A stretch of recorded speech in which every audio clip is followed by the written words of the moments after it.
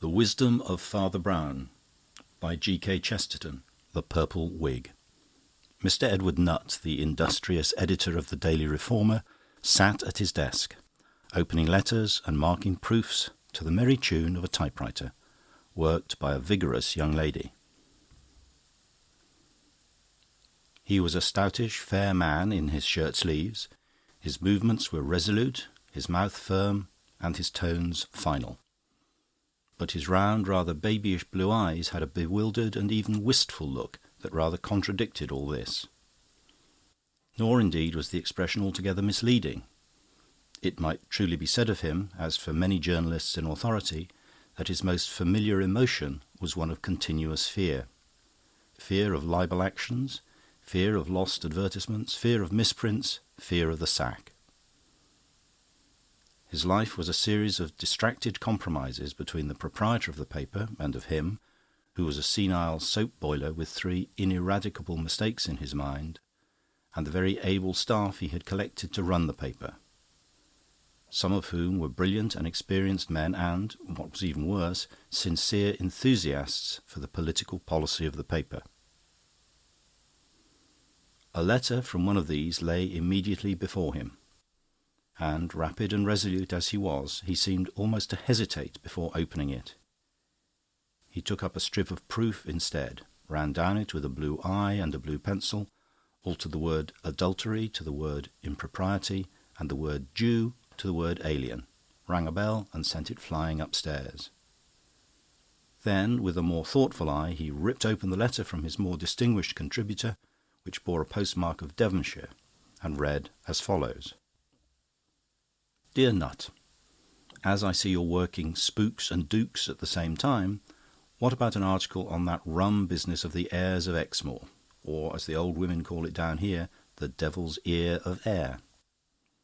The head of the family, you know, is the Duke of Exmoor. He's one of a few really stiff old Tory aristocrats left. A sound old crusted tyrant it is quite in our line to make trouble about. And I think I'm on the track of a story that will make trouble. Of course, I don't believe in the old legend about James I, and as for you, you don't believe in anything, not even in journalism. The legend, you'll probably remember, was about the blackest business in English history, the poisoning of Overbury by that witch's cat Frances Howard, and the quite mysterious terror which forced the king to pardon the murderers. There was a lot of alleged witchcraft mixed up with it, and the story goes that a manservant listening at the keyhole heard the truth in a talk between the king and Carr, and the bodily ear with which he heard grew large and monstrous, as by magic, so awful was the secret. And though he had to be loaded with lands and gold and made an ancestor of dukes, the elf-shaped ear is still recurrent in the family. Well, you don't believe in black magic, and if you did, you couldn't use it for copy. If a miracle happened in your office, you'd have to hush it up. Now so many bishops are agnostics. But that's not the point. The point is that there really is something queer about Exmoor and his family. Something quite natural, I dare say, but quite abnormal. And the ear is in it somehow, I fancy, either a symbol or a delusion or a disease or something. Another tradition says that cavaliers just after James I began to wear their hair long only to cover the ear of the first Lord Exmoor. This is also no doubt fanciful. The reason I point it out to you is this.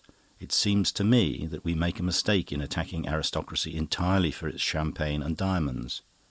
Most men rather admire the nobs for having a good time, but I think we surrender too much when we admit that aristocracy has made even the aristocrats happy.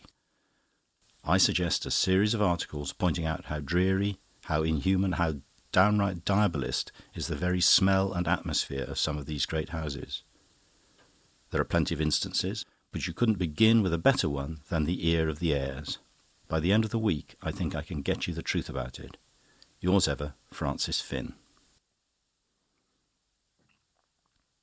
Mr. Nutt reflected a moment, staring at his left boot. Then he called out in a strong, loud, and entirely lifeless voice, in which every syllable sounded alike, Miss Barlow, take down a letter to Mr. Finn, please. Dear Finn, I think it would do. Copy should reach us second post Saturday. Yours, E. Nutt. This elaborate epistle he articulated as if it were all one word, and Miss Barlow rattled it down as if it were all one word. Then he took up another strip of proof and a blue pencil and altered the word supernatural to the word marvellous, and the expression shoot down to the expression repress. In such happy, healthful activities did Mr. Nutt disport himself, until the ensuing Saturday found him at the same desk, dictating to the same typist and using the same blue pencil on the first instalment of Mr. Finn's Revelations. The opening was a sound piece of slashing invective about the evil secrets of princes and despair in the high places of the earth. Though written violently, it was in excellent English, but the editor, as usual, had given to somebody else the task of breaking it up into subheadings, which were of a spicier sort, as Peeress and Poisons, and The Eerie Ear, and The Airs in Their Eerie, and so on, through 100 happy changes. Then followed the legend of the ear, amplified from Finn's first letter, and then the substance of his later discoveries, as follows. I know it is the practice of journalists to put the end of the story at the beginning and call it a headline. I know that journalism largely consists in saying Lord Jones dead to people who never knew that Lord Jones was alive. Your present correspondent thinks that this, like many other journalistic customs, is bad journalism, and that the Daily Reformer has to set a better example in such things. He proposes to tell his story as it occurred, step by step. He will use the real names of the parties, who, in most cases, are ready to confirm his testimony. As for the headlines, the sensational proclamations, they will come at the end. I was walking along a public path that leads through a private Devonshire orchard and seems to point towards Devonshire cider, when I came suddenly upon just such a place as the path suggested. It was a long, low inn, consisting really of a cottage and 2 barns, thatched all over with a thatch that looks like brown and grey hair grown before history.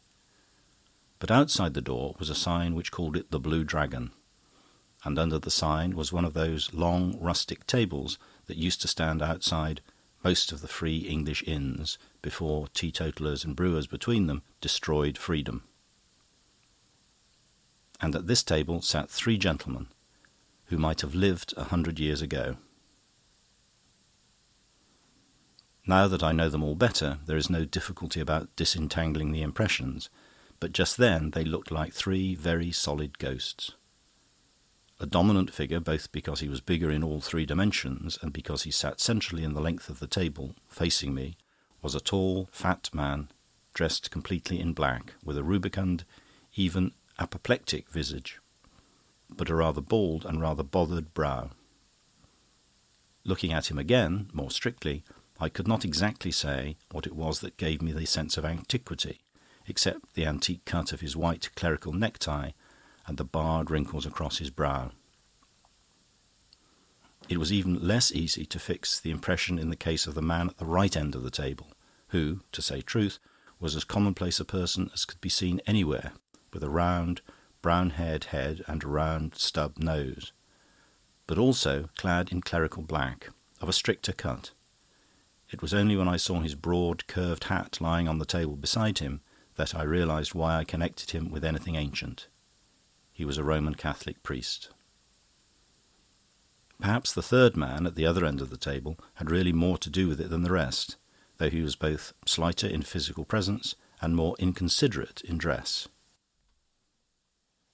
His lank limbs were clad, I might also say clutched, in very tight grey sleeves and pantaloons. He had a long, sallow, aquiline face, which seemed somehow all the more saturnine because his lantern jaws were imprisoned in his collar and neckcloth, more in the style of the old stock, and his hair, which ought to have been dark brown, was of an odd, dim, russet colour which, in conjunction with his yellow face, looked rather purple than red. The unobtrusive yet unusual colour was all the more notable because his hair was almost unnaturally healthy and curling, and he wore it full. But, after all analysis, I inclined to think that what gave me my first old-fashioned impression was simply a set of tall, old-fashioned wine-glasses, 1 or 2 lemons, and 2 churchwarden pipes, and also perhaps the old-world errand on which I had come. Being a hardened reporter, and it being apparently a public inn, I did not need to summon much of my impudence to sit down at the long table and order some cider. The big man in black seemed very learned, especially about local antiquities. The small man in black, though he talked much less, surprised me with a yet wider culture. So we got on very well together. But the third man, the old gentleman in the tight pantaloons, seemed rather distant and haughty, until I slid into the subject of the Duke of Exmoor and his ancestry. I thought the subject seemed to embarrass the other 2 a little, but it broke the spell of the third man's silence most successfully. Speaking with restraint and with the accent of a highly educated gentleman, and puffing at intervals at his long churchwarden pipe, he proceeded to tell me some of the most horrible stories I have ever heard in my life. How one of the heirs in the former ages had hanged his own father, and another had his wife scourged at the cart tail through the village, and another had set fire to a church full of children, and so on. Some of the tales, indeed, are not fit for public print, such as the story of the scarlet nuns, the abominable story of the spotted dog, or the thing that was done in the quarry. And all this red doll of impieties came from thin, genteel lips, rather primly than otherwise, as he sat sipping the wine out of his tall, thin glass. I could see that the man opposite me was trying, if anything, to stop him, but he evidently held the old gentleman in considerable respect, and could not venture to do so at all abruptly.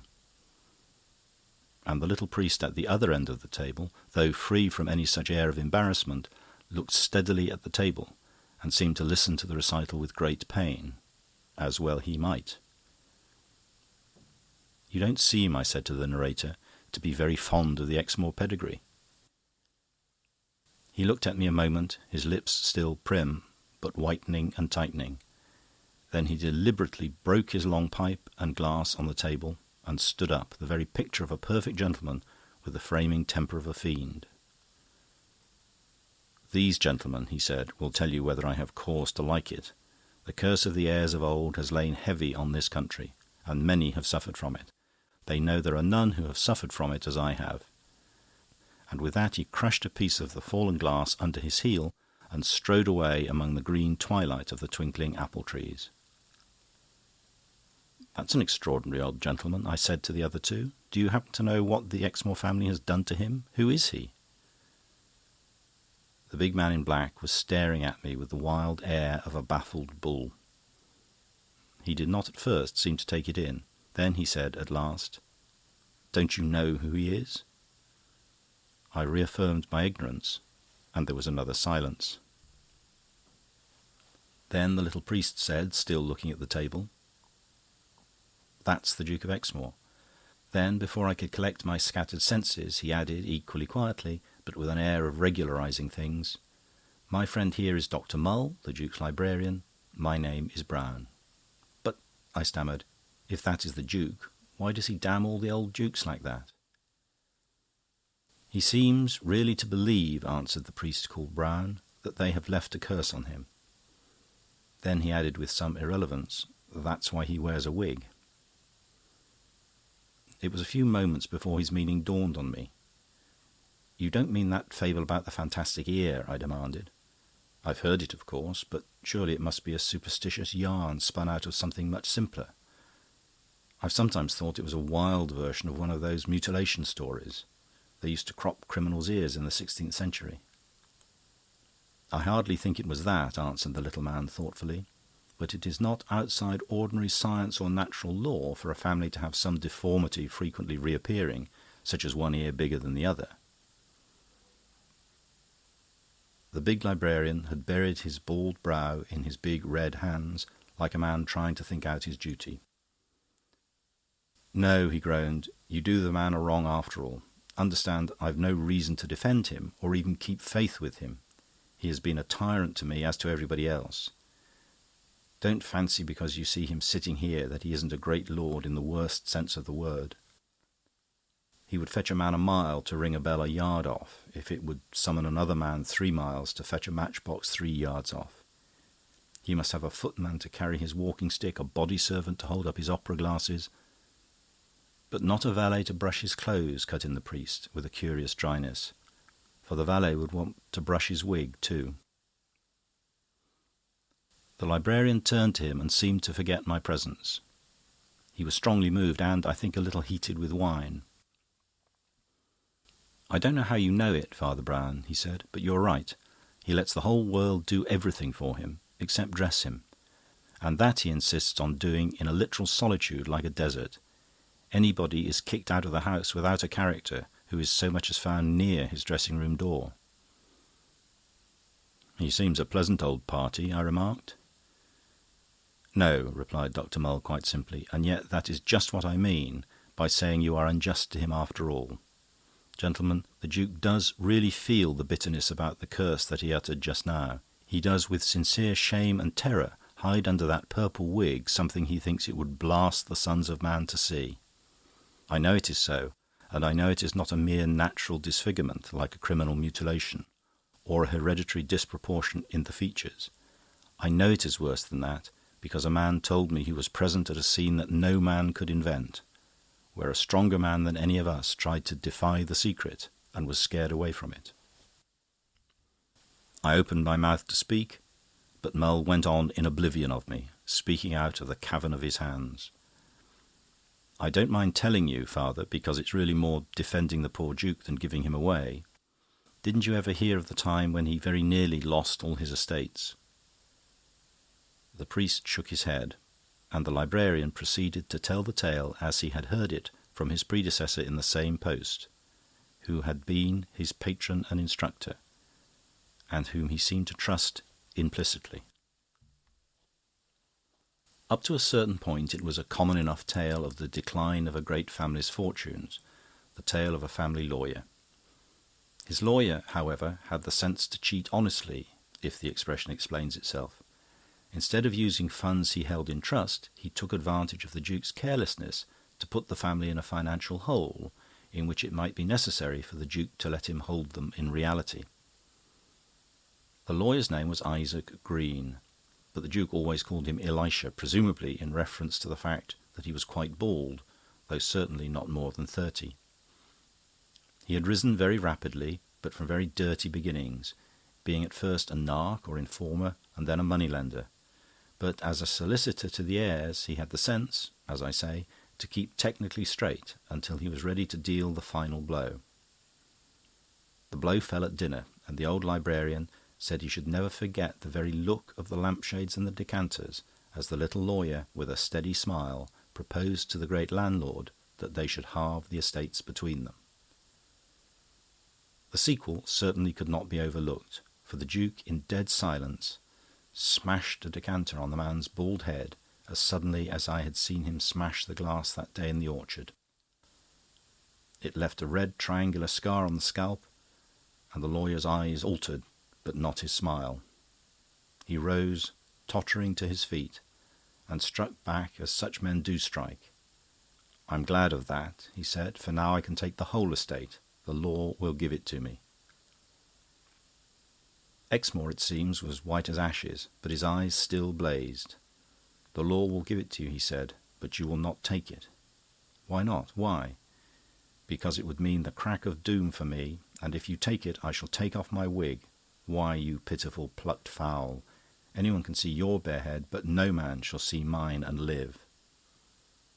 Well, you may say what you like, and make it mean what you like, but Mull swears it is the solemn fact that the lawyer, after shaking his knotted fists in the air for an instant, simply ran from the room and never reappeared in the countryside. And since then Exmoor has been feared more for a warlock than even for a landlord and a magistrate. Now Dr. Mull told his story with rather wild theatrical gestures, and with a passion, I think, at least partisan. I was quite conscious of the possibility that the whole was the extravagance of an old braggart and gossip. But before I end this half of my discoveries, I think it due to Dr. Mull to record that my first 2 inquiries have confirmed his story.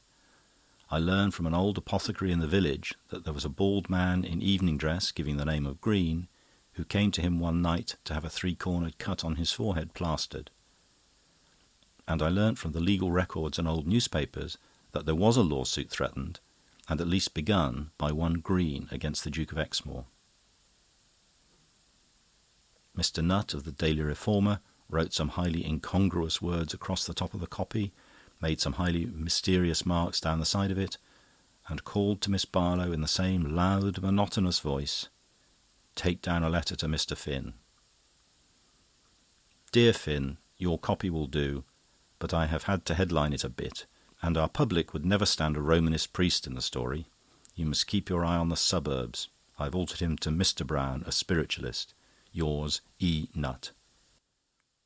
A day or two afterwards found the active and judicious editor examining, with blue eyes that seemed to grow rounder and rounder, the second instalment of Mr. Finn's tale of Mysteries in High Life. It began with the words, "I have made an astounding discovery. I freely confess it is quite different from anything I expected to discover, and will give a much more practical shock to the public. I venture to say, without any vanity, that the words I now write will be read all over Europe, and certainly all over America and the colonies. And yet I heard all I have to tell before I left this same little wooden table in this same little wood of apple trees. I owe it all to the small priest Brown. He's an extraordinary man."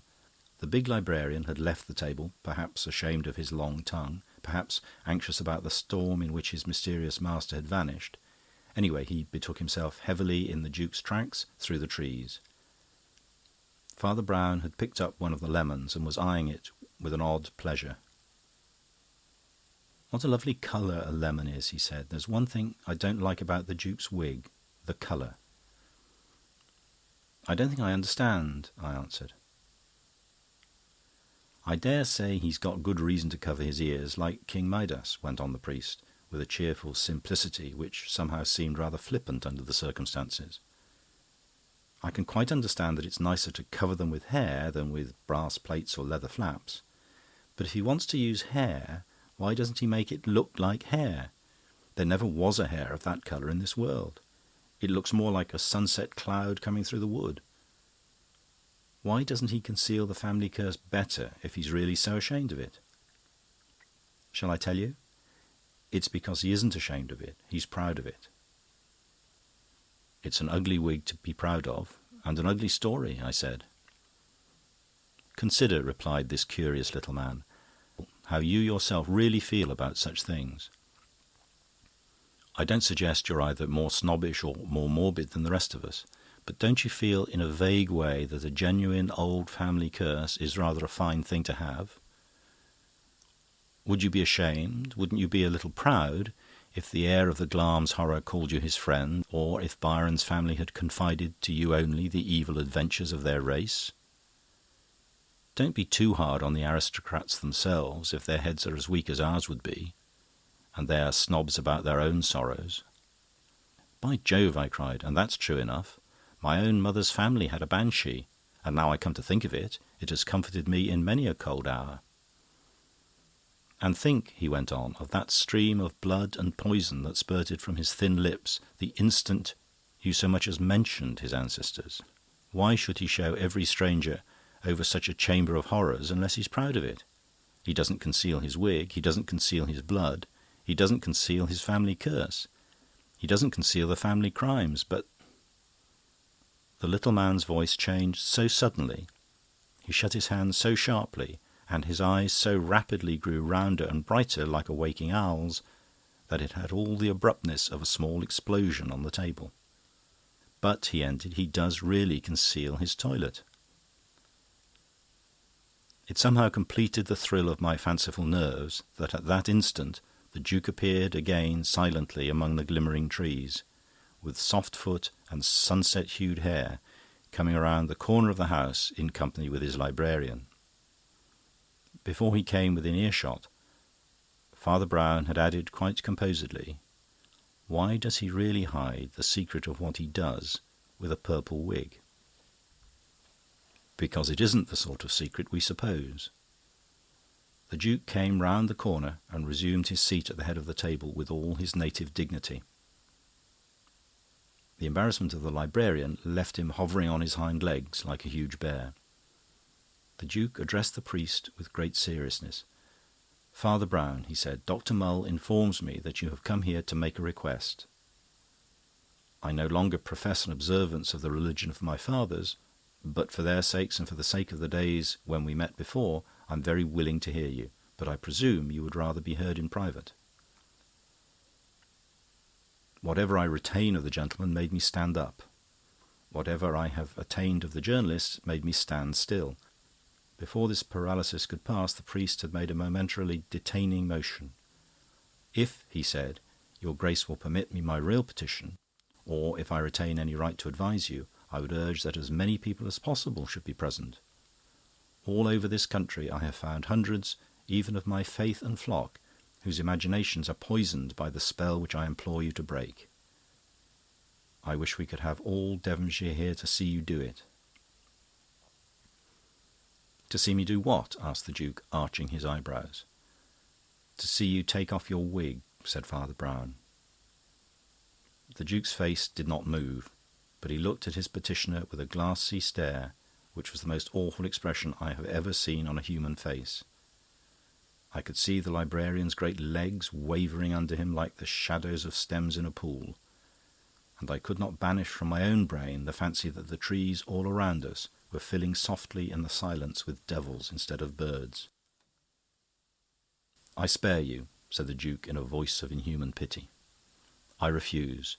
If I gave you the faintest hint of the load of horror I have to bear alone, you would lie shrieking at these feet of mine and begging to know no more. I will spare you the hint. You shall not spell the first letter of what is written on the altar of the unknown God." "I know the unknown God," said the little priest, with an unconscious grandeur of certitude that stood up like a granite tower. "I know his name. It is Satan. The true God was made flesh and dwelt among us. And I say to you, wherever you find men ruled merely by mystery, it is the mystery of iniquity. If the devil tells you something is too fearful to look at it.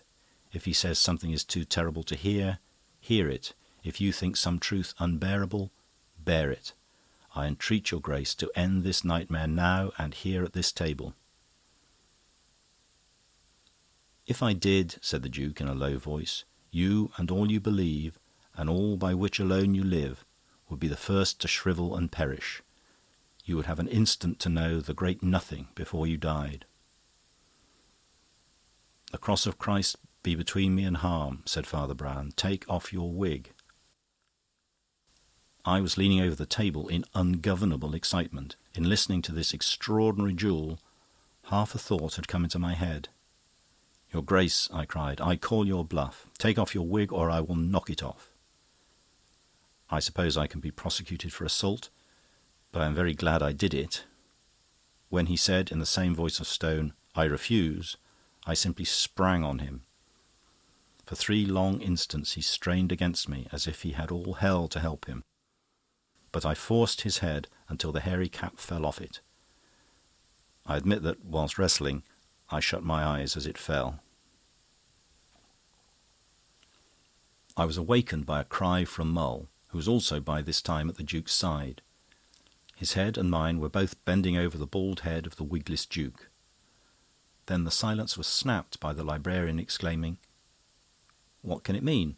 Why, the man had nothing to hide. His ears are just like everybody else's." "Yes," said Father Brown, "that's what he had to hide."